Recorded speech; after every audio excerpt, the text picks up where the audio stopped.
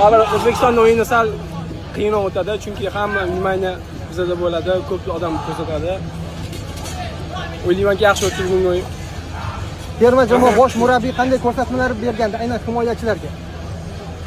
Akalik zo'r beryapsiz, savolim bor. Javob. Bunaqa narsa aytilmaydi aka. Bu savolga javob berish qiyin. Xo'p, keyingi savol. Bu yoqqa ham o'ting. Nishonlash qanday bo'ladi? 10-da. Qiynayapti. 10-da nishonlash qanday bo'ladi? Ko'ramiz.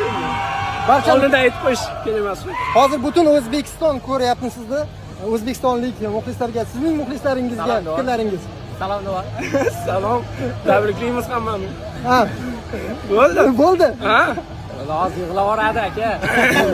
Tabriklaymiz, zo'r o'yin. Rahmat. Abbos, Men keturaymi? turing. Do'stingizni yonida turing. Do'st bo'lsang, Abbos. Sher qildingiz yo. Xo'p, Abbos, tabriklayman. Juda og'ir o'yin, juda og'ir yo'l bosib o'tildi va yangi tarix yaratilyapti shu haqida. Alhamdulillah. Bu g'alabaga erishishni butun xalqimiz juda ko'pdan beri kutdi. O'zbekiston futboli, O'zbekiston xalqi jahon chempionatiga chiqishga haqli edi deb o'ylayman, chunki bu ajoyib jamoa bilan chiqmasa, ketdik, ro'shalik chaqyapti. Uyat bo'lardi. Xudoga shukr, bu uddaladik. Alloh bersin. Ko'tarib olib ketdi qoldi.